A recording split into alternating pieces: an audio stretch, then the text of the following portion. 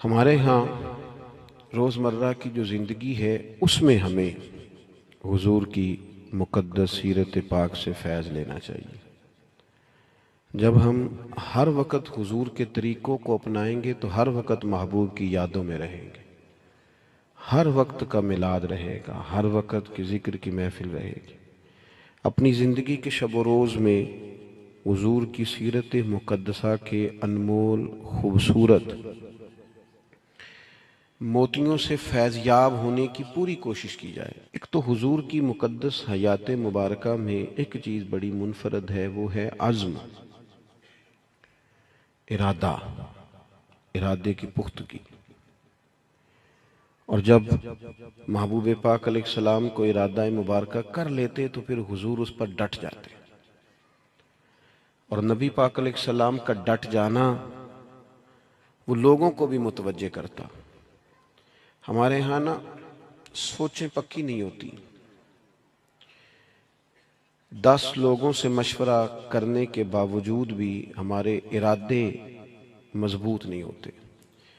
نوجوان نسل پڑھائی شروع کرتی ہے تو وہ 10 دفعہ 20 دفعہ ارادہ بدلنا ضروری سمجھتی ہے کہ یہ چھوڑ نہ دوں، یہ رہنے نہ دوں، اس کا بھلا کیا فائدہ ہوگا۔ جب آپ نے ایک سفر شروع کر لیا ہے پھر اپنے رب پر بھروسہ کریں اور آگے بڑھیں۔ جو لوگ سفر شروع کرتے ہیں ان کی منزل آ ہی جایا کرتی ہے۔ میرے عزیز، اللہ کے محبوب علیہ السلام کا مقدس طریقہ مبارکہ یہ تھا کہ حضور عزم فرماتے، جد و جہد کرتے۔ حضرت ابو سفیان رضی اللہ تعالیٰ عنہ فرماتے ہیں کہ جنگ کے حالات میں نے اپنی آنکھوں سے دیکھے، میں حضور علیہ السلام کے ساتھ تھا۔ کیفیت اس طرح کی ہو گئی کہ ارادہ یہ ہوا کہ کچھ دیر پیچھے ہٹا جائے اور پھر نئی منصوبہ بندی کے ساتھ حملہ کیا جائے، لیکن میں نے حضور کی مقدس سواری کی لگام تھامی ہوئی تھی۔ حضور آگے ہی بڑھتے چلے جاتے، آگے ہی بڑھتے چلے جاتے، حالانکہ جنگ کا نقشہ کوئی اور رنگ بتا رہا تھا، کچھ اور صورت اختیار کر رہا تھا، لیکن حضور بڑھتے جا رہے ہیں۔ تو کہتے ہیں میں نے عرض کی یا رسول اللہ صلی اللہ علیہ وسلم 2 قدم پیچھے ہٹ کے نئی منصوبہ بندی کے ساتھ آگے نہ بڑھیں۔ تو حضور نے فرمایا نہیں، اب پیچھے نہیں ہٹنا، انا النبی لا کاذب، انا ابن عبد المطلب لا کاذب، پیچھے نہیں ہٹنا۔ کیوں کہ میں نبی ہوں، بات یہ بھی سچی ہے، اور میں عبد المطلب کا پوتا ہوں، بات یہ بھی سچی ہے۔ پیچھے نہیں اب ہٹنا، اب آگے بڑھیں گے، اب جد و جہد کریں گے، اپنی زندگی میں عزم کے ساتھ آگے بڑھیں۔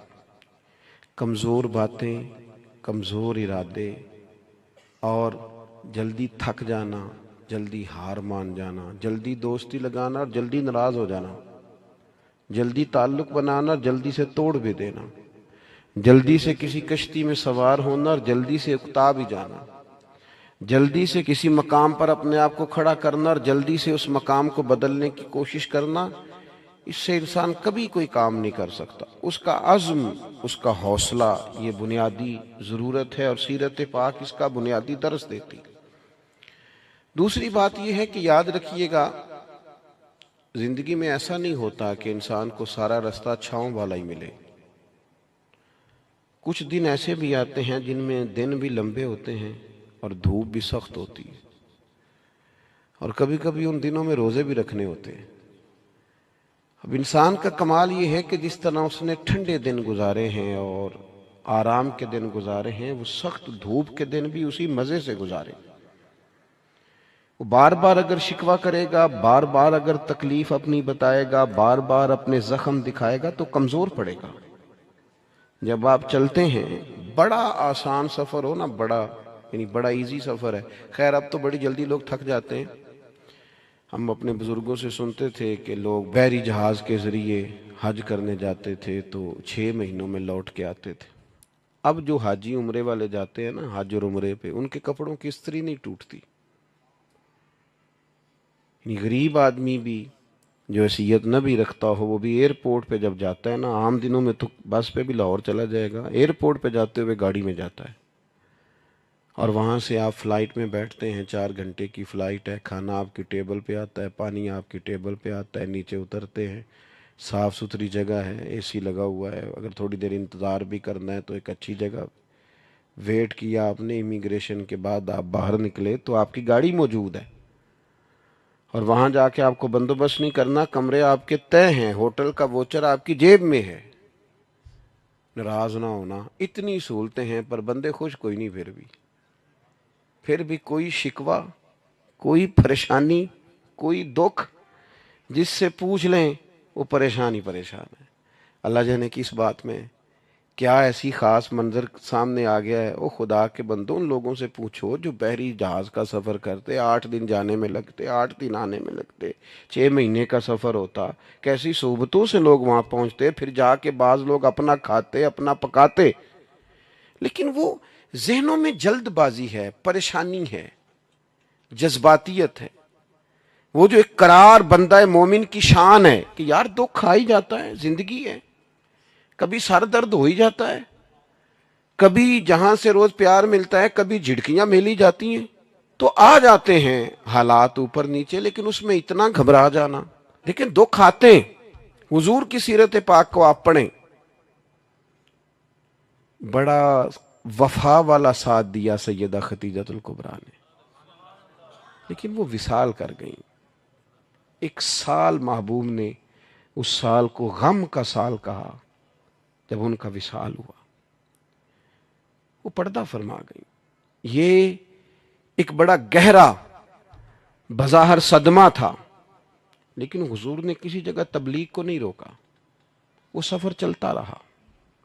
محبوب مدینہ طیبہ تشریف لائے، حضور علیہ السلام کے صاحبزادے محبوب کی گود میں وصال فرما گئے، اور پھر جب حضور مدینہ طیبہ آئے، بدر کے لیے جب حضور تشریف لے جا رہے تھے تو صاحبزادی شدید علیل تھیں جو حضرت عثمان غنی رضی اللہ تعالیٰ عنہ کے عقد مبارک میں تھی، لیکن حضور اسی حالت میں تشریف لے گئے اور جناب عثمان غنی سے کہا کہ آپ رکیے، بیٹی کی دیکھ بھال کیجیے۔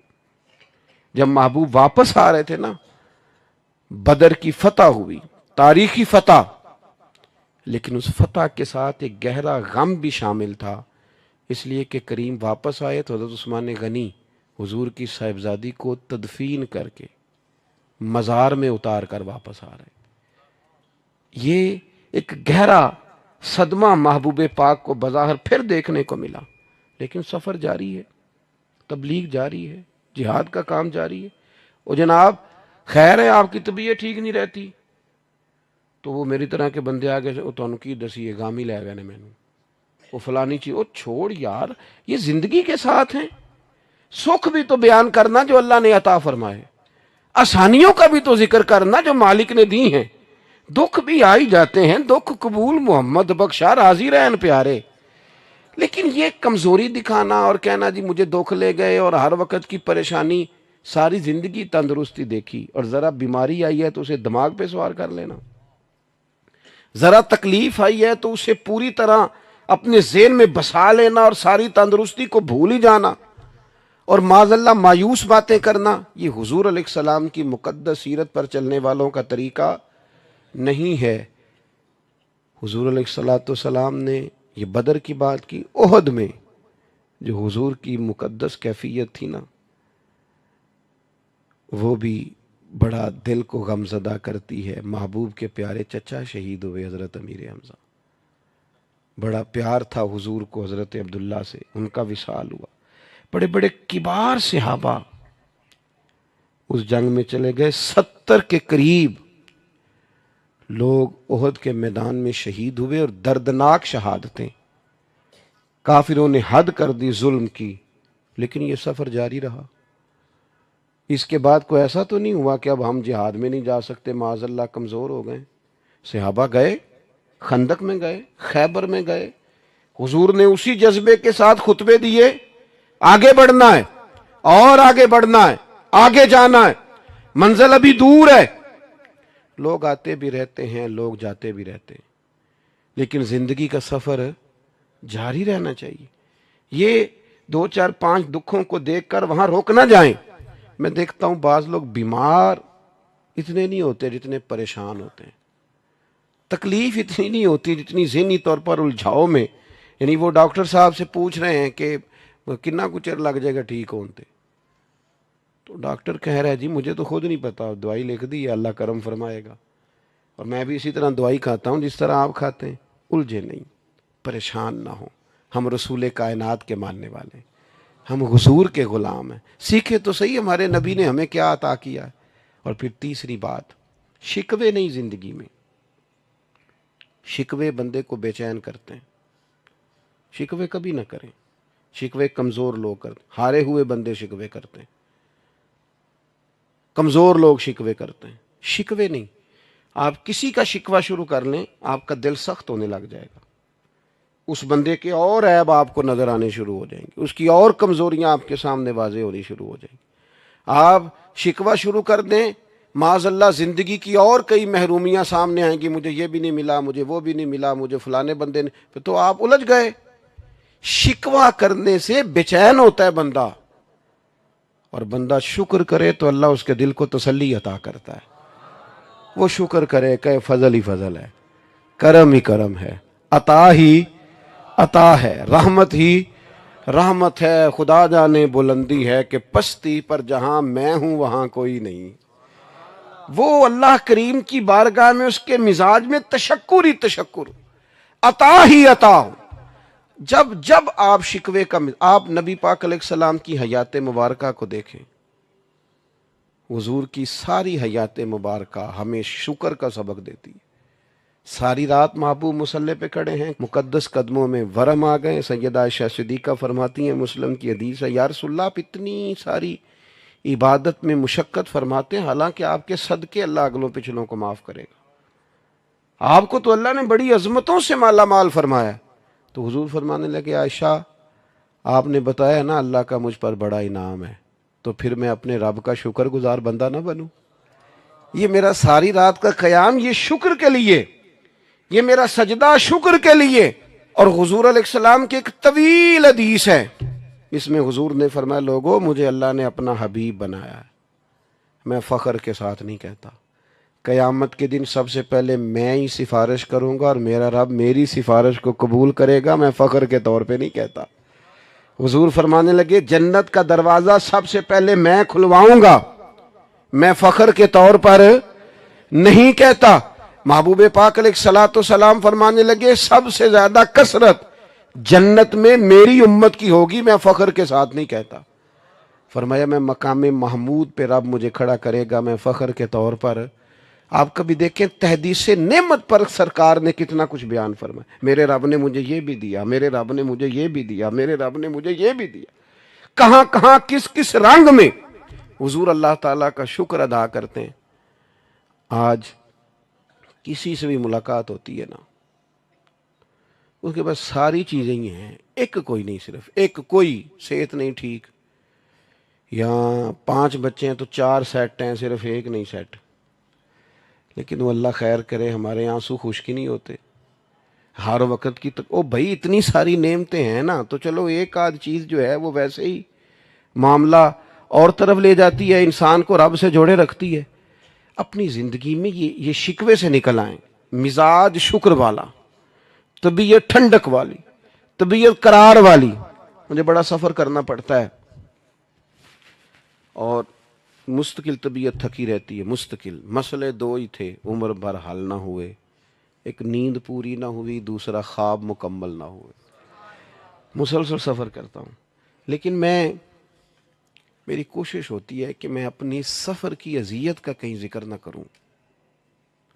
گھر میں بھی میری کوشش ہوتی ہے کہ میں جب آؤں نا کسی وقت، تو میں اترتا ہوں گاڑی سے، ادارے میں بھی یا گھر میں بھی، تو میں کوشش کرتا ہوں ذرا دوستوں سے مسکرا کے ملوں۔ کیوں؟ اس لیے کہ کسی کے دل میں یہ خیال نہ آئے کہ یار یہ کام بڑا سخت ہے، ہم نے نہیں کرنا، معاذ اللہ، یہ ڈڈ ہے۔ ہمارے بچے پتہ ہے وہ والا کام نہیں کرتے جو ہم کرتے ہوتے ہیں۔ کیوں نہیں کرتے؟ اسی گھر آ کے دسی دے تہاڈا ابا بڑی مصیبت دا شکار ہے، وہ پھر پوچھیے نا کام کی کرنا ہے، کہنے نے وہ نہیں کرنا جڑا تسی کردے ہو، اساں کوئی اور کرنا ہے۔ کیوں؟ کہ ہم نے اپنے کام کا انہیں شکر بتایا نہیں کہ اللہ نے نوازا کتنا ہے۔ وہ ہمارے ہاں مزدور بندے بعض اوقات، ایک دوست مل گئے، کہنے لگے جی او جی میں تے مزدور آدمی ہوں جی ساری زندگی۔ تو میں کہ تو مزدور ہیں تے سر اونچا کر کے گل کر، نیواں تے وہ کرے جس کو کرپشن دے پیسے نے. تو کیوں نیچا سر کر رہا ہے؟ نیچا سر وہ کرے جس نے قوم کا مال کھایا ہے. تو سویرے محنت کر کے روٹی کماتا ہے, تو اونچے قد سے کہا کر شکر ہے اللہ تعالیٰ کا, میں وہ کام کرتا ہوں. میرے نبی پاک علیہ السلام نے فرمایا بہترین روٹی اس نے کھائی ہے جس نے اپنے 2 ہاتھوں سے محنت کر کے کھائی ہے. تو ناز کے ساتھ وقت گزاریں. کمزور پڑ جانا اور جناب پریشان ہو جانا اور کسی ہر وقت مزاج میں شکوہ, یہ بندے کو بے چین کر دیتا ہے. آخری بات سنیں, اور نوجوان زیادہ توجہ کریں میری بات پر. کبھی کسی بندے کو مایوس نہ کریں, اسے ایسی خبر نہ سنائیں جس سے وہ پریشان ہو جائے. کبھی کسی کو بدگمان نہ کریں. کبھی اس کے کسی اپنے کے بارے میں اس کے دل میں نفرت پیدا نہ کریں, کبھی نہیں. دوستوں کے بیچ یہ کام نہ کریں کبھی بھی. اللہ کے محبوب کا طریقہ پتہ کیا تھا؟ حضور محبتوں کا دوام کرتے. نبی پاک نا آپس میں پیار کراتے. آپ کو پتہ ہے اسلام کے اندر خلاف واقعہ بات کرنا, جھوٹ بولنا کتنا بڑا جرم ہے, لیکن حضور نے فرمایا 2 بچھڑے ہوئوں کو ملانے کے لیے اگر تمہیں ایسی بات بھی کرنی پڑے نا جو واقعہ کے خلاف ہے تو کر دو, اس پر تمہیں گناہ نہیں ہوگا. اگر 2 کو جوڑنے کے لیے, یعنی تم کہہ دو کہ یار ملا تھا تیرا بھائی, تجھے بڑا یاد کر رہا تھا, کہہ دو, اگرچہ وہ بھی نہیں کر رہا تھا, لیکن ان کے دل قریب ہو جائیں گے, اللہ راضی ہوگا تم سے. خلاف واقعہ بات کر. اور یار ایک دوسرے کے نا قریب کریں. ایک دوسرے, یہ کئی دفعہ خود قریب کرنے سے بندہ نہیں ہوتا. تھوڑا سا کوئی کہہ دینا کہ یارو تیرا یار بڑا یاد کردہ سی پیا, تو بندہ نام ہی ٹائم کڑنا ہوئے تام ہی کڑ لیدا کسے لے. چلیں یار ملائیں. محبتوں کو فروغ دینا آپس میں. وہ نا آج کل اللہ خیر فرمائے بڑا خوفناک مسئلہ ہے, بڑا خوفناک. 3 بندے بیٹھے ہیں, ایک اٹھ کے گیا ہے تو 2 نے سر جوڑ لیا, اس کی غیبت کر رہے ہیں, حالانکہ اس کو نہیں پتا کہ جس کی تو بات سن رہا ہے وہ بڑا ڈاڈ ہے. جب تو اٹھ کے جائے گا وہ تیرا اس سے بھی برا حال کرے گا, اس سے زیادہ خطرناک تیرے ساتھ یہ رویہ اختیار کرے گا, اس لیے کہ اس کے سامنے تعریفیں کر رہا تھا, جاتے ہی اس نے تباہی اتار دی.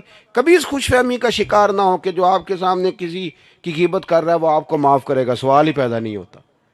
کبھی نہیں کرے گا, چونکہ اس کی عادت ہے.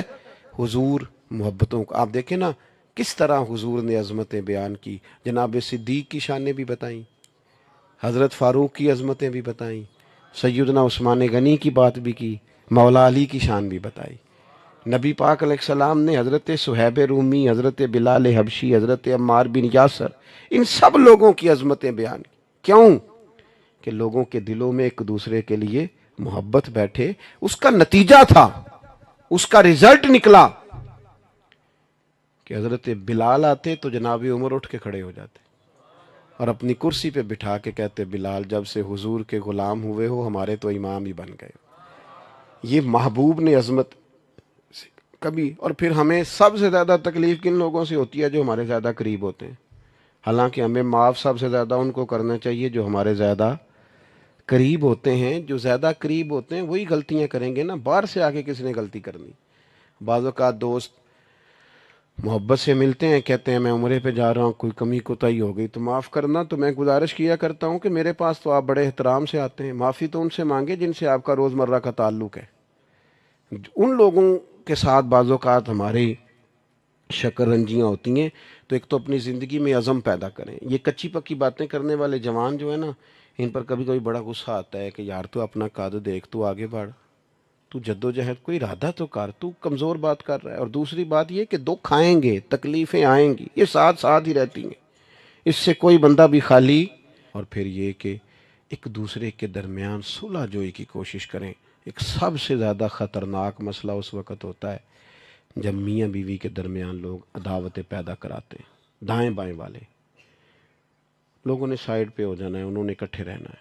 اور جس گھر میں میاں بیوی کا سلوک نہ ہو, اس میں ساری نعمتیں بھی ہوں تو گزارا ٹھیک نہیں ہوتا, اذیت ناک زندگی. لیکن ساتھ والے کیا کرتے ہیں؟ وہ بڑا سخت رویہ اختیار کرتے ہیں, وہ بڑا لہجہ. وہ میری دادی ایک بات ہمیں سنایا کرتی تھیں, وہ کہتی تھیں کہ ایک جگہ پہ ہم بیٹھے تھے تو لڑکا جو تھا ان کا وہ باہر سے آیا, تو وہ آ کے بیٹھ گیا. تو اب محبت کر رہی ہیں, سبق دے رہی ہیں, گھر کی کوئی بزرگ خاتون تھی, تو وہ اس کی اہلیہ کو کہنے لگیں کہ پتر جدو بندہ باہروں آئے پانی لے آئی دے، پانی پلا انہوں۔ تو کہتے وہاں ایک اور بزرگ خاتون بیٹھی تھی جو سمجھدار تھیں، وہ بچی اٹھ کے پانی لینے چلی گئی تو اس نے کہا یہ تم نے نصیحت نہیں کی، یہ تم نے اس کے خاوند کے دل میں اس کی عداوت پیدا کی، بات تم نے بھلا کس طرح سمجھائی ہے؟ وہ سوچے گا کہ یار اس کو اتنا بھی نہیں پتا کہ میں آیا ہوں تو پانی پلا دے، یہ بات تمہیں اکیلے میں کرنی چاہیے، وہ تو اس سے دور ہو جائے گا ذہنی طور پر۔ تو کہتے ہیں پرانے لوگ اس قدر زیادہ باریک چیزوں کا خیال رکھتے تھے کہ عداوتیں پیدا نہ ہوں، لیکن یہاں لہجہ ہی اور ہے، انداز ہی اور ہے، لوگ فروغ ہی پتہ نہیں کس چیز کا کرتے ہیں۔ محبتوں کے فروغ کی کوشش کریں، دوستوں میں، گھر والوں میں، دائیں بائیں کوشش کریں لوگ جڑے رہیں، لوگوں کو توڑنے کی کوشش اور یاد رکھنا جو بندہ لوگوں کو توڑنے کی کوشش کرتا ہے نا آخر میں خود اکیلا رہ جاتا ہے، وہ ٹوٹ جاتا ہے، تنہا رہ جاتا ہے، اس کا کوئی اپنا نہیں رہتا، کیونکہ اس کی کوشش ہی کچھ اور تھی، وہ کچھ اور کرنے نکلا تھا۔ وہ ایک شعر کسی شاعر نے کہا ہے اور غزل ابھی تک مکمل نہیں ہو سکی، اس نے کہا تھا تمام عمر کے کانٹوں کی آبیاری پر عجیب شخص ہے گلشن کی بات کرتا ہے، خود ساری زندگی کانٹے بوتا رہا ہے اور خواہش اس کی یہ ہے کہ باغ بن جائے، یہ کیسے ہو سکتا ہے بھائی؟ آپ نے جو بیج بویا ہے، تمام عمر کے کانٹوں کی آبیاری پر عجیب شخص ہے گلشن کی بات کرتا ہے۔ اللہ کی بارگاہ